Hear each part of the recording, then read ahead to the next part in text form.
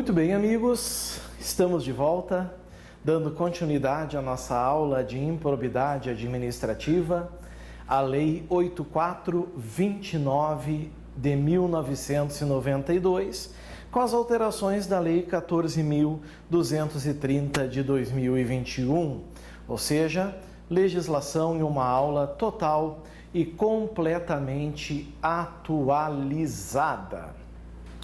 Prezados, muita atenção agora, por gentileza. Nós estamos no capítulo 6, estamos na aula 7 e agora a gente vai para o bloco F. Estamos nas disposições penais, falando das regrinhas das punições, das regras das punições. E a gente viu dentro dessas regras das punições, por exemplo, pessoal, nós vimos que tem um crime lá dentro. Não é crime de improbidade, mas é um crime previsto na lei de improbidade, que pode vir então a marcar presença na tua prova. E aí começa o legislador a tecer comentários sobre as punições, né? O nosso Paris. Bom, o que diz aqui o artigo 21? Vamos falar dele agora. Vem comigo. A aplicação das sanções previstas nessa lei. Que sanções são essas, pessoal? Bom, a do crime, detenção de 6 a 10 meses e multa, né? E também a reparação civil, danos materiais, morais, de imagem,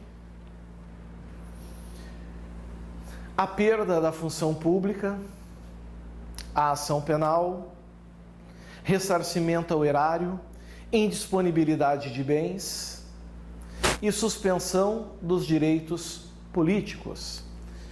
Então, a aplicação das sanções aqui, nesse caso, vamos sempre interpretar, porque vai ficar muito mais fácil para nós, sanções aqui como penas. Olhem essa palavrinha aqui, pessoal. Olhem, senhores, a palavra que está aqui. Independe, ou seja, aconteça o que acontecer aqui nos incisos 1 e 2, o juiz vai aplicar a sanção. A sanção será aplicada de qualquer maneira. Certo? De qualquer maneira ela vai ser aplicada. Por isso o independe. Então esse artigo, que é o artigo 21, ele é muito importante a título de prova. A chance dele cair em prova é muito grande, para não dizer imensa. Temos que cuidar. Primeiro, da efetiva ocorrência de dano ao patrimônio público, salvo quanto à pena de ressarcimento e as condutas previstas no artigo 10 desta lei. Vamos entender esse inciso 1? Nós temos primeiro, pessoal, uma regra geral.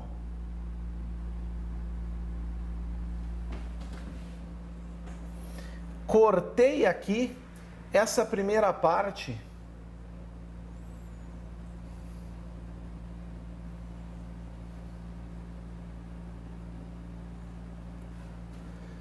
Essa primeira parte é regra geral.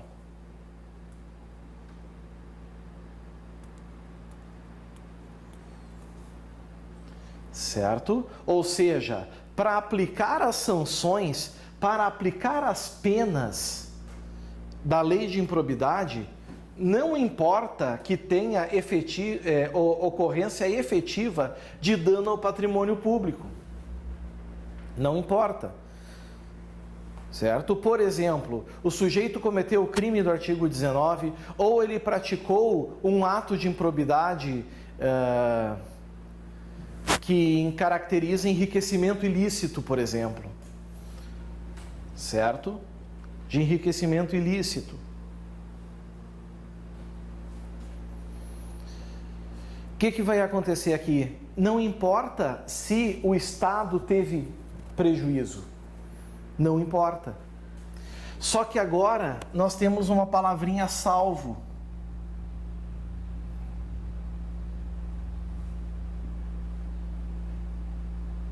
Salvo, meus amigos, significa o quê? Exceção. E exceção é aquilo que as provas adoram pedir. Concordam comigo? O que mais uma prova gosta de pedir é exceção. Está aqui, exceção. Quanto à pena de ressarcimento ao erário. Ressarcir aos cofres públicos. Ora, meus amigos, vocês concordam comigo, e aí é só uma concordância, tá? Que para ressarcir os cofres públicos é porque os cofres públicos tiveram prejuízo? Se alguém tem que me ressarcir, eu, Adriano, é porque eu tive perda. Não tem como ressarcir a mim se eu não tive perda. Então, a pena de ressarcimento, isso é lógico. É óbvio que tem que ficar demonstrado no processo que houve perda do Estado. Certo? Necessariamente. Cuidem quanto a isso.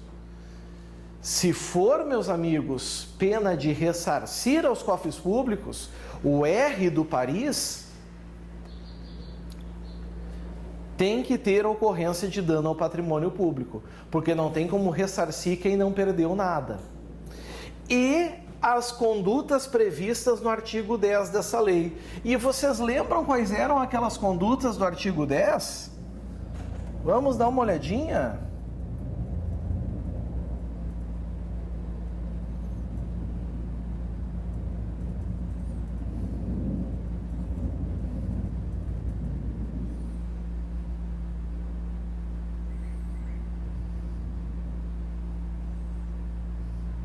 Dos atos de improbidade administrativa que causam o quê? Prejuízo ao erário. Se gerou prejuízo, tem que ressarcir. Certo? Necessariamente tem que ressarcir. Então, nesse primeiro momento, o que tem que entrar na cabecinha de vocês? Que as penas, as sanções previstas nessa lei, na 8429, certo? Elas não dependem, tá? Não dependem de dano ao patrimônio público. Isso é a regra. Tem exceção? Tem. Qual é a primeira exceção, pessoal? Primeiro, quando for pena de ressarcir ao erário. Se o magistrado quiser aplicar a pena de ressarcimento ao erário, é preciso que no processo tenha provas de lesão ao patrimônio público. E segundo, que sejam esses casos do artigo 10, atos de improbidade administrativa que causam prejuízo ao erário, lesão ao erário. Parou por aqui? Não. Nós temos um inciso 2, que é uma questão extremamente condicional.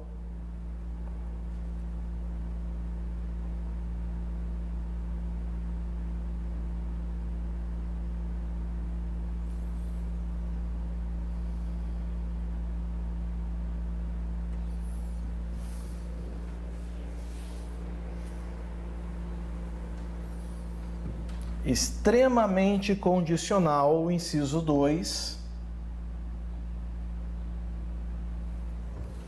da aprovação. Vejam, não é um E, é um OU que nós temos aqui. Não é um E, é um OU. Da aprovação ou rejeição das contas pelo órgão de controle interno ou pelo tribunal ou conselho de contas. Se não houver a manifestação, vejam, manifestação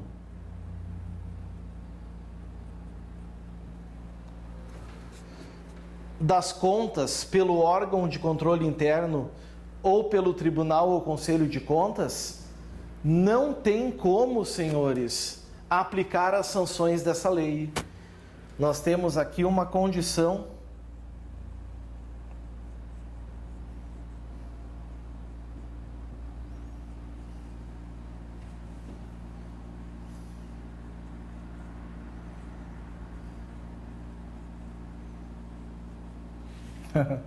de procedibilidade, certo?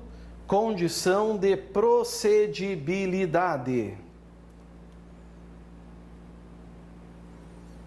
Cuidem isso.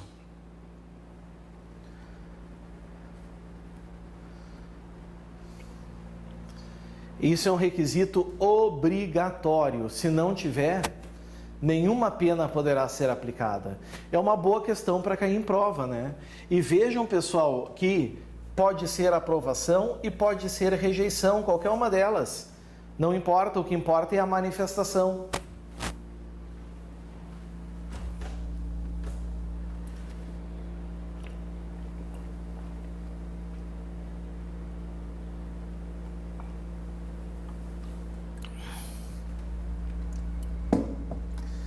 Essa manifestação, na verdade, elas são os atos do controle externo, né?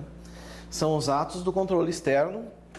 E vejam o que o parágrafo 1º está dizendo. Os atos do órgão de controle interno ou externo, certo? Embora para as sanções tenha que ser o interno, se vier na prova o externo, cuidem.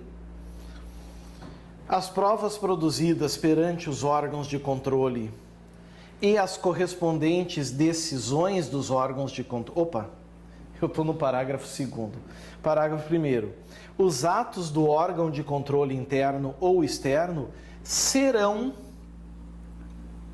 Vejam aqui, é uma norma impositiva.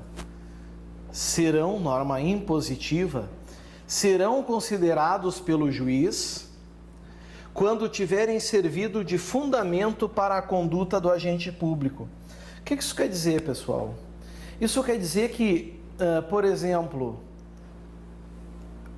na representação do Ministério Público, se o Ministério Público, se o MP, utilizar os atos dos órgãos de controle interno, o juiz tem que levar em consideração para aplicar a pena. E aí eu preciso que vocês prestem atenção numa expressão que eu vou botar aqui no quadro.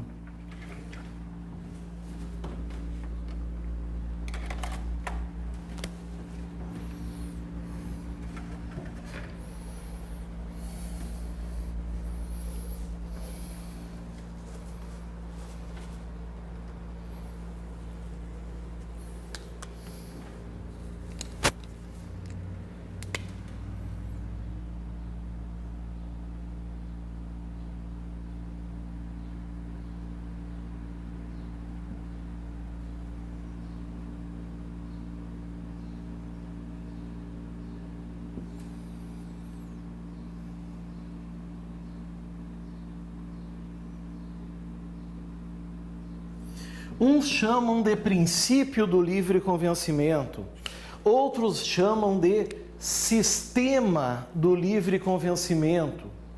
Como vocês preferirem chamar, ok? Como preferirem chamar, para mim é irrelevante. Mas o fato é que esse princípio ele é voltado ao juiz, ele é voltado ao magistrado. O magistrado ele pode proferir suas decisões baseado em toda e qualquer prova que for produzida no processo, submetida ao crivo do contraditório. Não há problema quanto a isso. Só que ele precisa fundamentar sua decisão, certo? Em alguns casos, a lei vai exigir que ele aprecie determinada prova. Ele não pode deixar de fora, ele não pode se eximir de apreciar. Aqui nós temos um caso. Então nós temos um princípio do livre convencimento mitigado aqui. Porque já não é tão livre assim.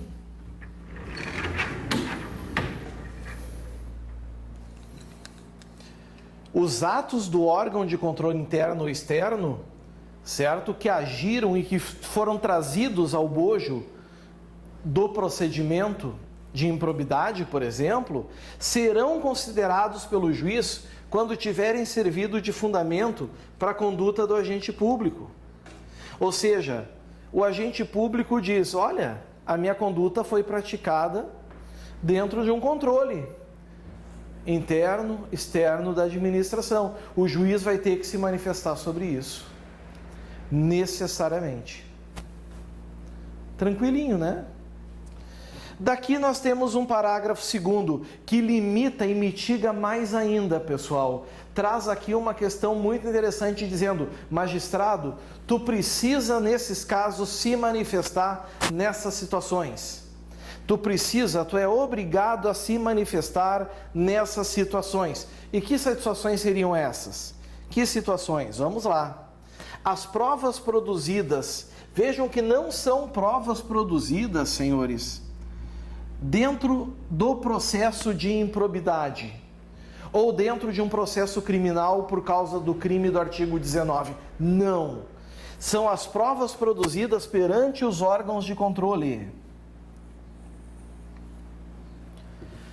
As provas produzidas perante os órgãos de controle e as consequentes decisões.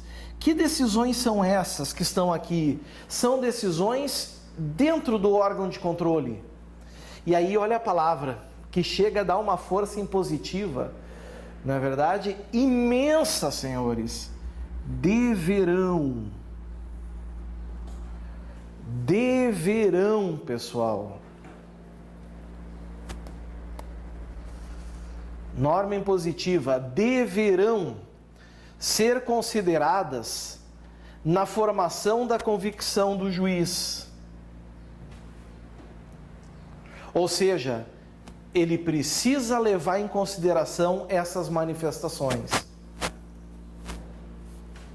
sem prejuízo da análise acerca do dolo, porque vocês lembram muito bem, dolo é conditio sine qua non. Dolo, amigos, é necessário, principalmente com a Lei 14.230 de 2021, que exige a presença do dolo. Sem dolo, nós temos completa atipicidade, sem prejuízo da análise acerca do dolo na conduta do agente. Então, o juiz, quando ele for apreciar um caso de ato de improbidade, por exemplo, para aplicar as disposições penais, ele vai analisar aqui a primeira coisa: houve dolo por parte do agente? Eu estou convencido, pelo que está no processo, que sim, que teve dolo. Eu estou convencido que sim. Eu entendo que houve enriquecimento ilícito, o fato está comprovado, e intencionalmente. E pelas análises dos órgãos de controle, a manifestação é favorável nesse sentido. Está preenchido o requisito do parágrafo 2º. Resolvido, sem mistério, pelama coruja. Certo?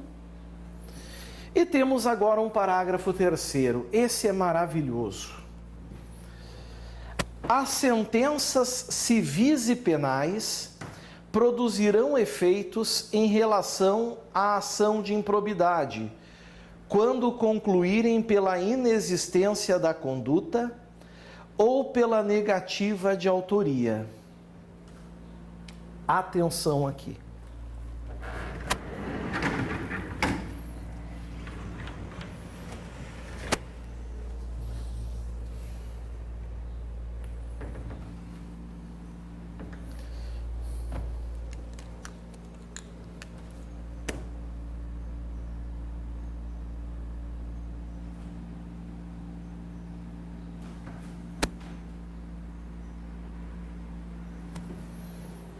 O que nós temos aqui no quadro? São esferas, certo? Esferas. Essa primeira aqui é a esfera civil. Essa segunda aqui é a esfera penal. Essa esfera aqui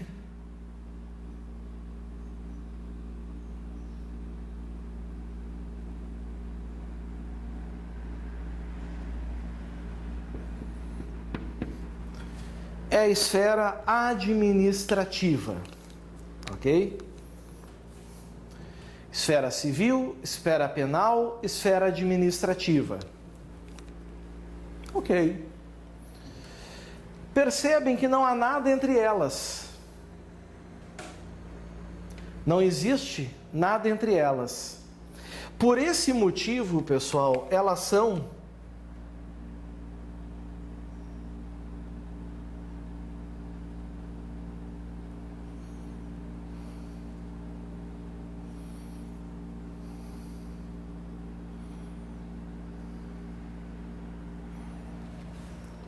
independentes. Por esse motivo, elas são independentes. Uma não depende da outra. Aqui vai julgar um juiz civil.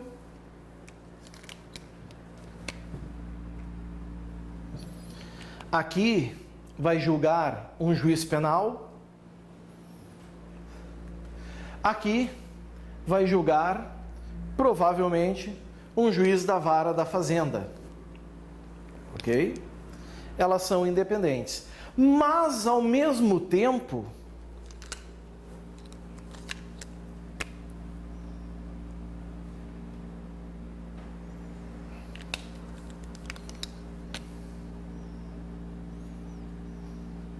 elas são harmônicas.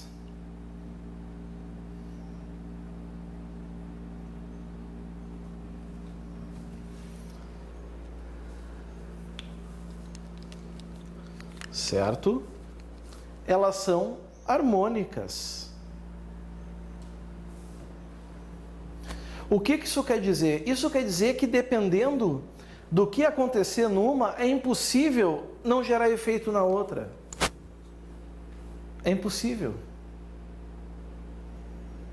Querem ver um exemplo? Eu até vou sentar para contar esse exemplo para vocês. Não tem nada a ver com a lei de improbidade, mas vai servir para explicar daqui a pouquinho isso aqui.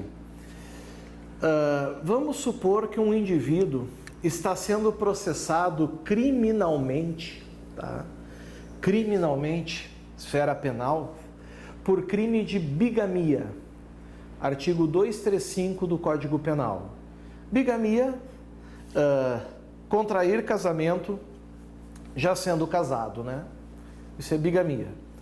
Contrair casamento já sendo casado. Aí ele está respondendo o processo e ele chega e diz para o magistrado: mas, senhor magistrado, eu não posso ser processado por bigamia.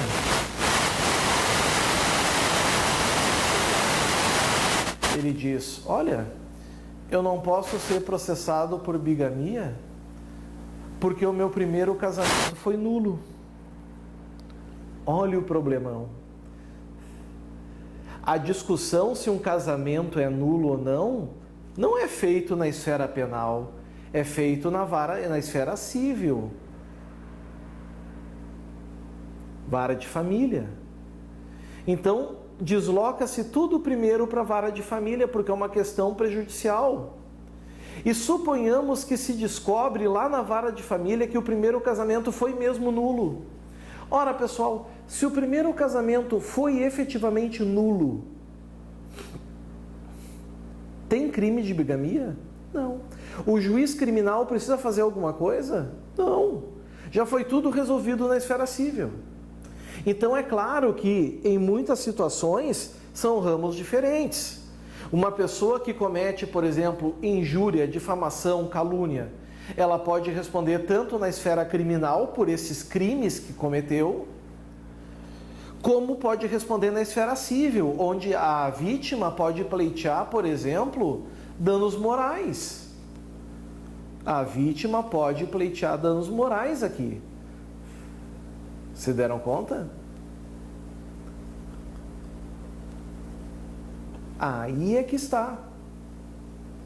Bom, dito isso, pessoal, A gente vai fazer o seguinte agora aqui. Nós vamos reduzir em duas esferas. Por que em duas esferas? Para encaixar isso aqui bem com a Lei 8429. E como é que eu vou fazer essas duas esferas? Vem comigo que tu vai entender.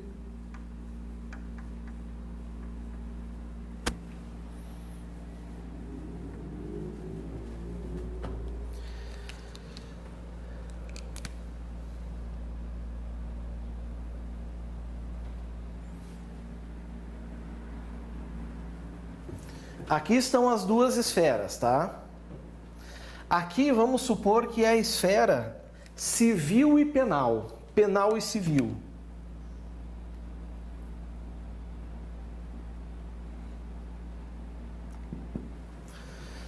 Ok? E aqui é a administrativa.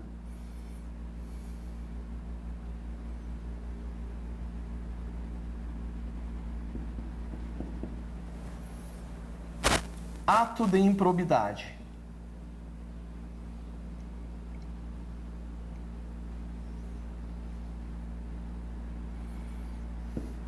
Pode acontecer, meus amigos, pode acontecer de um indivíduo ser condenado penal e civilmente e também ser condenado por improbidade. Concordam comigo? Pode ser condenado pelos dois. Não há problema quanto a isso. Pode haver condenação de ambas as partes, de ambas as esferas. Agora, e por que isso? Porque a gente já viu que elas são o quê? Independentes. Só que quando a gente pega o slide e a gente vê o parágrafo 3º, a gente vê que ele diz assim, ó: as sentenças civis e penais produzirão efeitos em relação à ação de improbidade quando concluírem pela inexistência da conduta ou pela negativa da autoria. Isso já era aplicado, já era assim, antes mesmo da Lei 14.230 de 2021. Agora, pelo menos, tem a lei trazendo expressamente. Certo? Bom, como eu vou explicar isso para vocês? Eu vou botar assim, ó. Regra.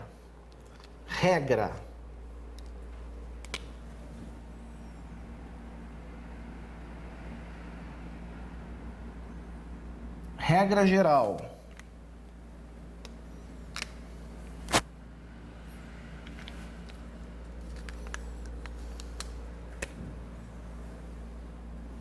Não produz efeitos.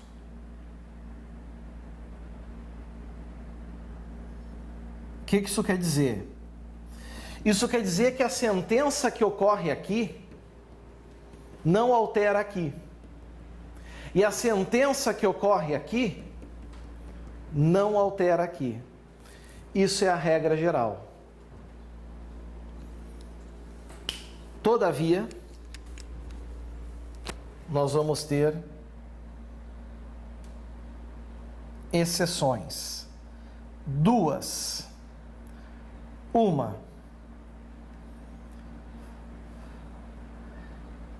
inexistência do fato.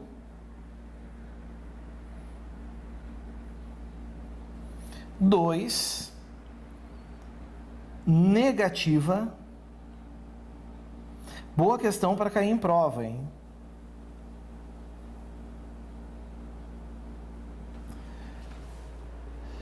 A lei não fala fato, ela fala inexistência da conduta. E por que da conduta, pessoal? Por causa da ausência de dolo, né?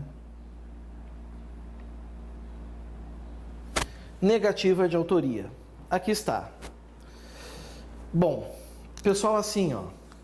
Vamos supor que o sujeito está respondendo pelo fato X. Vamos botar aqui. Fato X. Aqui, ele responde pelo mesmo fato X.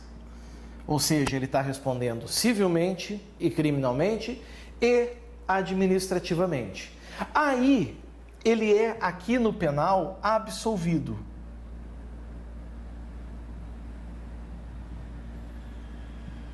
Motivo da absolvição: ausência de provas.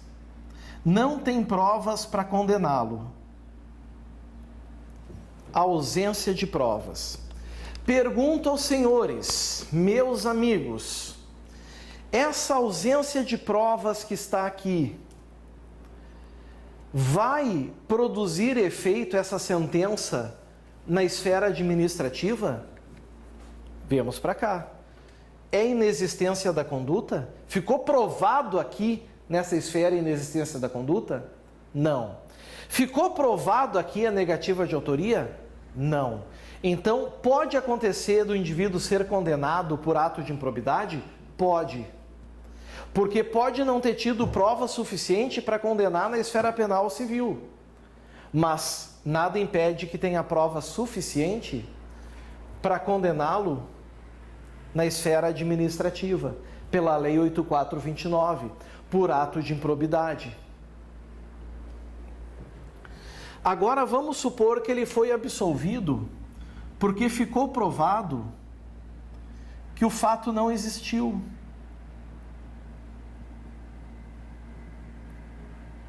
Ou não foi o autor. Ora, pessoal, agora é uma lógica. Se o fato não existiu, esse fato nunca aconteceu, nunca entrou no nosso universo, ele não existiu na esfera penal, na esfera civil, nunca existiu na esfera administrativa também. Aí sim a gente aplica o parágrafo 3º do artigo 21. Não vai ter, aqui, amigos, vai gerar efeitos, vai produzir efeitos na esfera administrativa também. Assim como se ficar provado na esfera penal e civil que o indivíduo não é o autor daqueles fatos, não teve a conduta, ele também não teve a conduta para a esfera administrativa.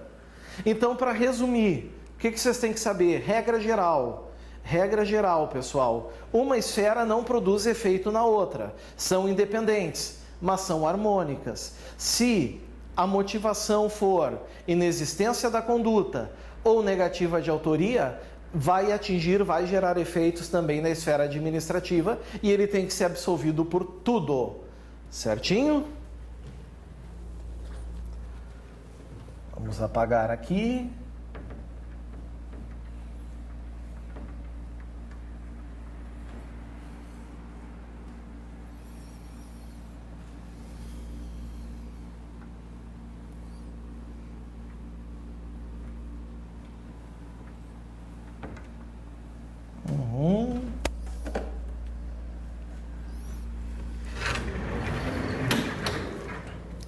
Tá aqui, ó. As sentenças civis e penais produzirão efeitos. Olha a harmonia entre as esferas. Produzirão efeitos em relação à ação de improbidade, quando concluírem pela inexistência da conduta ou negativa de autoria. É 0 para todo mundo. E agora, o último slide. Temos ainda um parágrafo 4º e um parágrafo 5º, né? Parágrafo 4º. A absolvição criminal. Que absolvição criminal é essa que os senhores estão enxergando aqui? É a absolvição criminal por qualquer crime, certo? Geralmente que envolva administração pública. Absolvição criminal em ação que discuta os mesmos fatos, ou seja, discute os fatos no crime e discute os fatos em improbidade. Existem fatos que aos dois, falei já para vocês que sim, né? Peculato, corrupção passiva, existem crimes que também são atos de improbidade. Então vai se discutir os mesmos fatos na esfera criminal e na esfera administrativa, certo? Que discuta os mesmos fatos. Então, absolvição criminal. Primeiro, ação que discuta os mesmos fatos. Ação que discuta os mesmos fatos. confirmada por decisão colegiada, tribunal.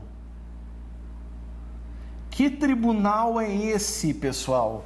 Que tribunal é esse? Pode ser o Tribunal de Justiça dos Estados, pode ser os tribunais regionais federais das regiões, pode ser o Superior Tribunal de Justiça, o STJ, e pode ser o Supremo Tribunal Federal, o STF, esses dois tribunais superiores de Brasília. E por que decisão colegiada? Porque esses tribunais julgam através de um colegiado, de uma pluralidade de magistrados. No Tribunal de Justiça, nós vamos ter a figura dos desembargadores. Nos tribunais regionais federais das regiões, são os juízes federais de segundo grau, que popularmente são conhecidos como desembargadores federais. E no STJ e no STF, eles recebem o nome de ministros. Então, eles praticam decisões colegiadas, em conjunto, votando. Então, a absolvição criminal em ação que discuta os mesmos fatos, confirmada por decisão colegiada, impede o trâmite da ação da qual trata essa lei, havendo comunicação com todos os fundamentos de absolvição previstos no artigo 386 do Decreto-Lei 3689, de 3 de outubro de 1941. Isso aí é muito interessante, pessoal. Vejam que legal. Chega no Tribunal de Justiça e há uma decisão colegiada, certo? Confirmada essa absolvição criminal, os efeitos vão ser os mesmos desse artigo 386 que nós estamos vendo aqui.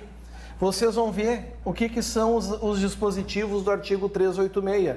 E com todos os fundamentos, se chegar ao tribunal e ele confirmar, aí, meus amigos, não é só inexistência de conduta, certo? Não é apenas inexistência de conduta e não é apenas negativa de autoria.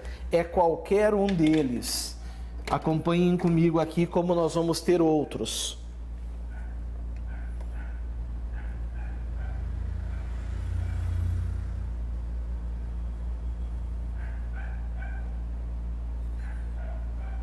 Estamos no CPP, Código de Processo Penal.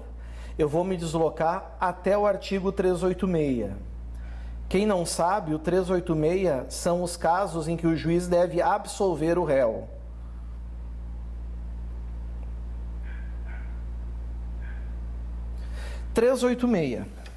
E eu vou querer agora muita atenção de vocês. Prestem bastante atenção no que eu vou explicar.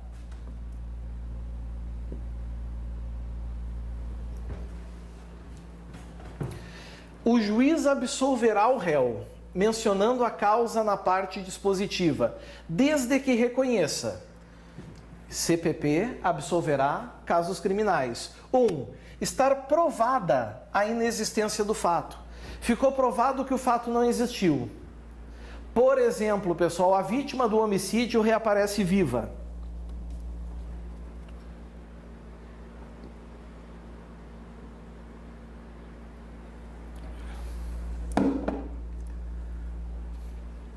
Certo? Ou então ficou provado que a ré, no processo de aborto, nunca esteve grávida. Nesses casos, o juiz absolve. E mais, nesses casos, o juiz, em primeira instância, se for um crime que envolva a administração pública e também caracterize ato de improbidade, ele já absolve no ato de improbidade também. Certo? Lembrem disso. 2. Não haver prova da existência do fato. Nesse caso, não é que ficou provado que a vítima nunca esteve grávida, mas não se conseguiu provar a gravidez. Se não consegue provar a gravidez, é impossível provar que houve o aborto. Então, é outro caso que o juiz vai absolver. O terceiro, Não constituir o fato infração penal. Por exemplo, estava sendo processado por adultério. Adultério não é crime, né, pessoal? Desde 2005 não é mais crime o adultério, certo? Agora, cuidado. O fato de não ser crime não quer dizer que é uma atipicidade administrativa. Pode não ser uma infração penal, mas nada impede que não seja um ato de improbidade. Pode ser um ato de improbidade, então nós temos que cuidar isso, tá? Muito cuidado e muita atenção aqui. Aqui, pessoal, não gera efeito na esfera administrativa, diferente desse primeiro. 4. Estar provado que o réu não concorreu para infração penal. Aqui vai gerar efeito na esfera administrativa, é negativa de autoria. Mesmo que seja um ato de improbidade, se ele foi absolvido por negativa de autoria, ficou provado que ele não participou, não concorreu, vai gerar lá, ele vai ser absolvido nos dois. 5. Não existir prova de ter o réu concorrido para infração penal. Aqui é diferente do 4, porque no 4 está provado que ele não concorreu. Ficou demonstrado, aqui precisa valoração judicial. Não houve provas de ter o réu concorrido. Pode ter concorrido, pode ter contribuído para o crime, pode não ter. 6. Existirem circunstâncias que excluam um crime. Estado de necessidade, legítima defesa, estrito cumprimento de dever legal, exercício regular de direito, ou que isentem o réu de pena, causas excludentes de isenção de culpabilidade, ou mesmo se houver fundada dúvida sobre a existência delas. E 7, não existir prova suficiente para condenação. O importante é o seguinte, pessoal, o 1 e o 4, o juiz de primeira já absolve na esfera administrativa. Porque é o que a gente viu anteriormente. Eles já geram efeitos. Agora, se chegar no tribunal através de recurso, por exemplo, ou porque é competência originária, são pessoas com foro privilegiado, e os tribunais manter as decisões absolutórias, por exemplo, qualquer argumento do 386 vai servir para absolvição, certo? Cuidem isso.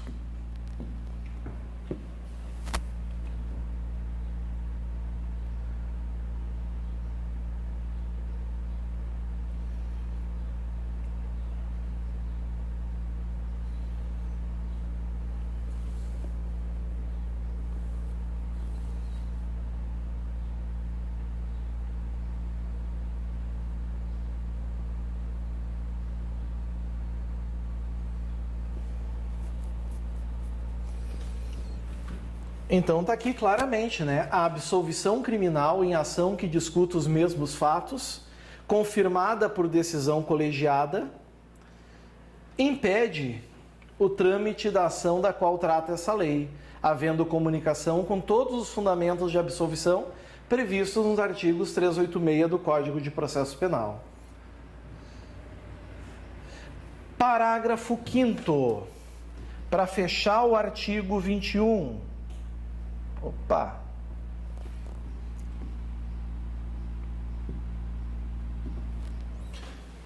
Sanções eventualmente aplicadas em outras esferas, por exemplo, esfera penal, esfera civil, deverão ser compensadas com as sanções aplicadas nos termos dessa lei.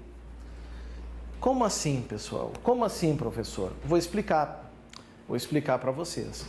Vamos supor que o indivíduo cometa um crime lá do Código Penal, tá? Sei lá, prevaricação. Prevaricação é um crime que tem uma pena de detenção de 2 meses a 1 ano e multa. Aliás, de 3 meses a 1 ano e multa. O juiz faz a individualização da multa, faz a individualização da pena. Tá? Vamos dar o exemplo. Corrupção passiva privilegiada, detenção de 3 meses a 1 ano ou multa. Aí, o juiz condena o sujeito e aplica somente a multa.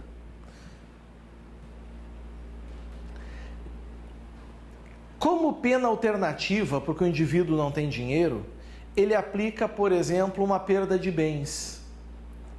Se a perda de bens for significativa, o juiz tem que ponderar aqui e usar da proporcionalidade e da razoabilidade para aplicar uma sanção que seja de acordo, para evitar um bis in idem, para punir 2 vezes pelo mesmo fato. Então, sanções eventualmente aplicadas em outras esferas deverão ser compensadas com as sanções aplicadas nos termos dessa lei. Então, por exemplo, o sujeito tem que indenizar alguém civilmente por danos materiais em 50 mil. De nada adianta aplicar mais 50 mil de perda de bens se o patrimônio é de 70. Vai dar 100 e ele não tem 100. Perceberam? O magistrado vai ter que ter ponderação e sabedoria aqui para aplicar de maneira proporcional e compensada. Certo? Inclusive, podendo dizer, deixo de aplicar a pena de perda de bens em virtude da sanção civil que o condenou ao pagamento tal. Isso é o parágrafo 5º. Certinho? E agora vamos para o artigo 22. O último artigo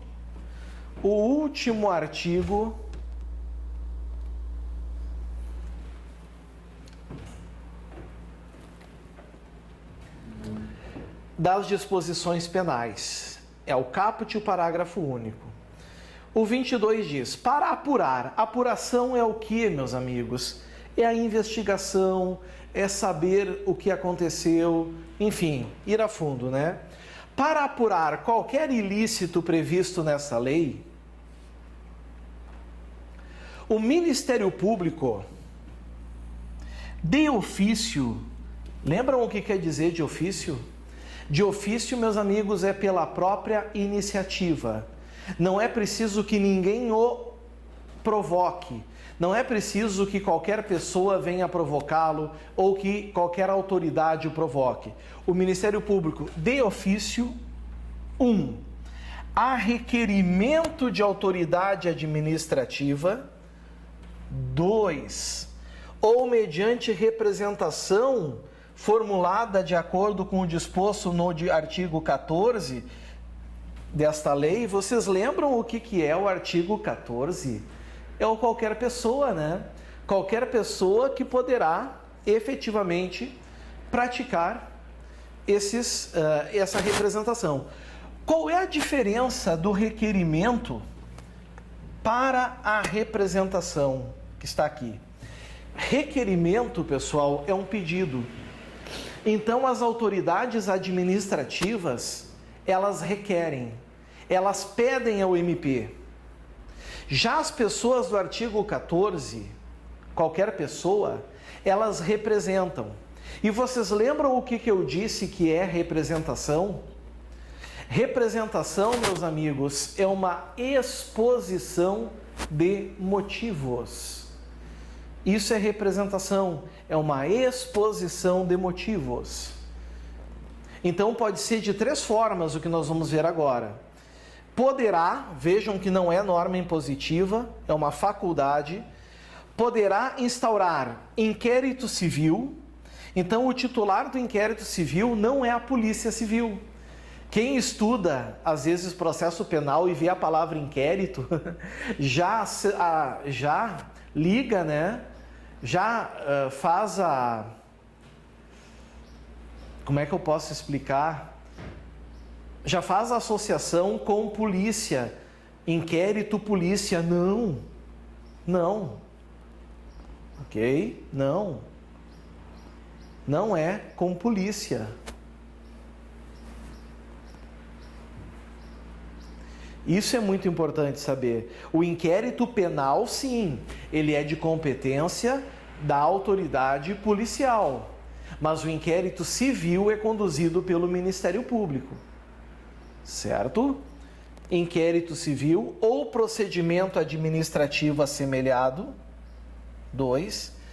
E requisitar a instauração de inquérito policial. Então aqui eu tenho que explicar umas coisinhas para vocês. Tá? Algumas coisinhas que são bastante importantes. Relaxem, estamos chegando no finalzinho já da nossa aula 7. Pessoal, se o Ministério Público se der conta de que há necessidade, ele tem duas atitudes, duas condutas a fazer. Vamos botar aqui. Aqui estão os pincéis.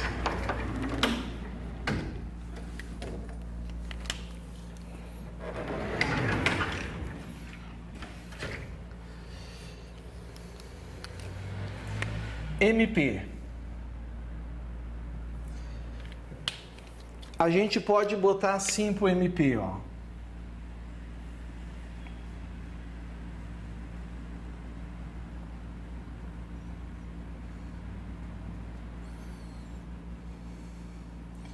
Inquérito civil.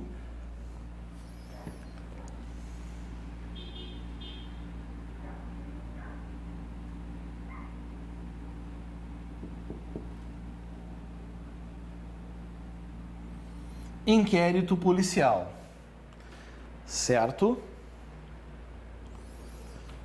Inquérito civil ou procedimento investigativo assemelhado. Bom, o inquérito civil, o Ministério Público instaura.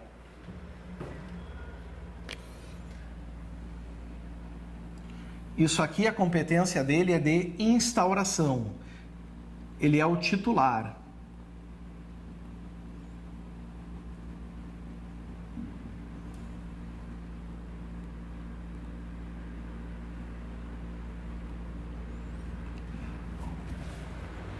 Certo? E de que maneiras ele pode instaurar o inquérito civil?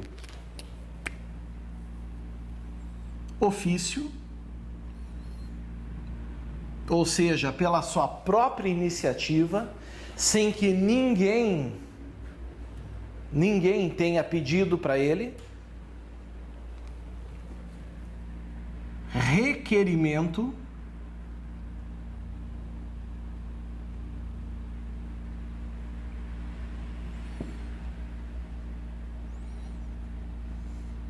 e quem requer,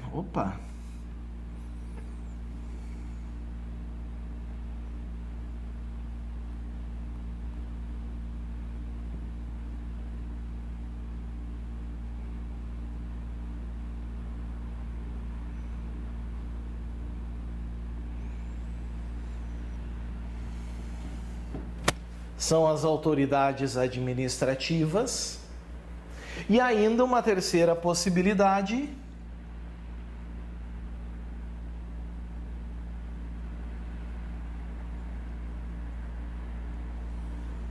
representação. Lembrando que o requerimento é um pedido,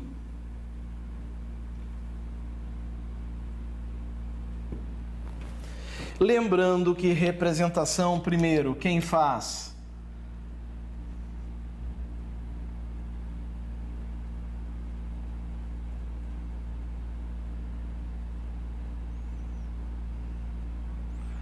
Qualquer pessoa, artigo 14. E representação é uma exposição de motivos.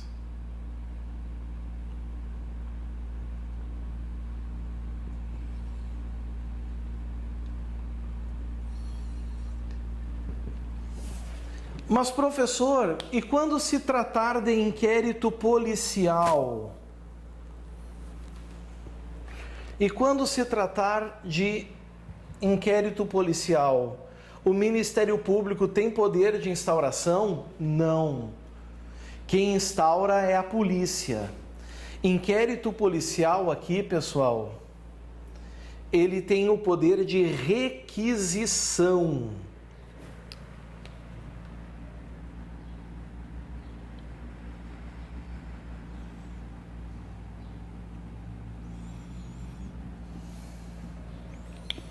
E a requisição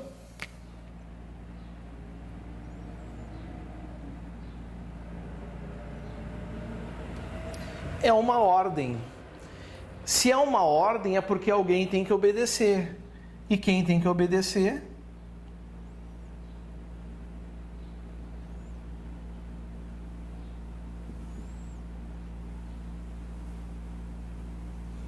A autoridade policial. E essa sim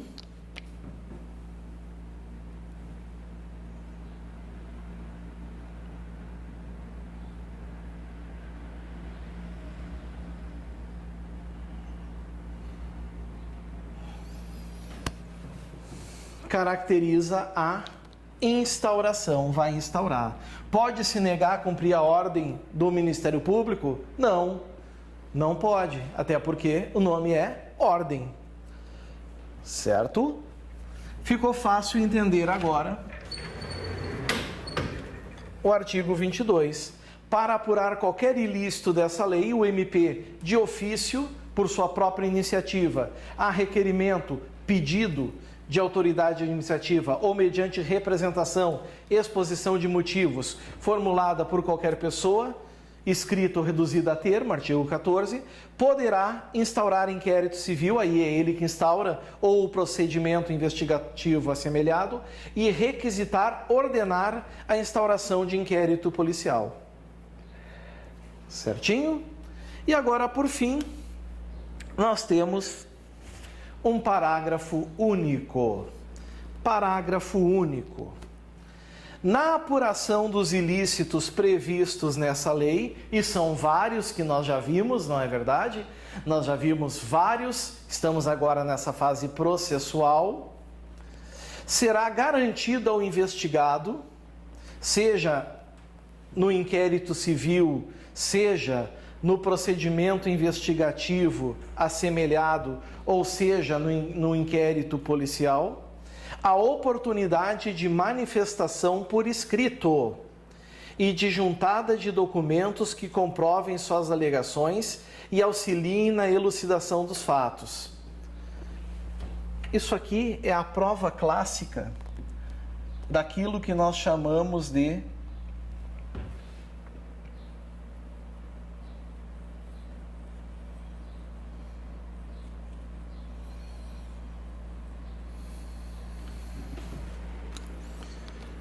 ampla defesa. Então aqui nós vamos ter ampla defesa. E tanto a ampla defesa é obedecida com as regras constitucionais também. Se esse investigado não quiser juntar esses documentos, juntar sua defesa escrita, também é respeitado. Se ele quiser, por exemplo, ficar em silêncio, não dizer nada, quiser guardar total sigilo, não responder às perguntas, também pode. Até porque é importante lembrar o nemo tenetur si detegere, né? Ou seja, ninguém é obrigado a produzir prova contra si. Ok? Vamos apagar o quadro.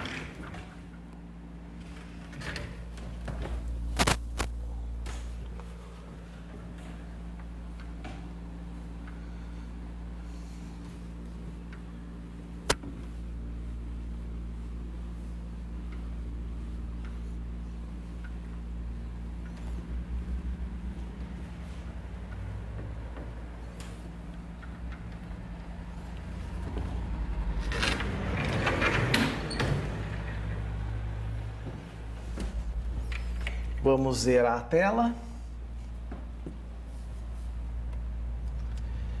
E a gente tem que entrar agora, então, na nossa aula 8. Olha o que está escrito lá, meus amigos. Prescrição.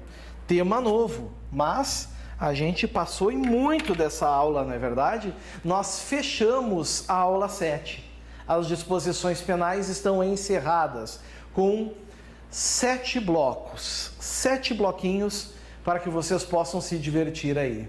Certo? Agora é hora de tomar um cafezinho, um chazinho, dar uma relaxada. Daqui a uns minutinhos, então, estamos de volta para falar sobre prescrição. Tema também bastante interessante. Valeu, pessoal. Até a próxima. Tchau, tchau.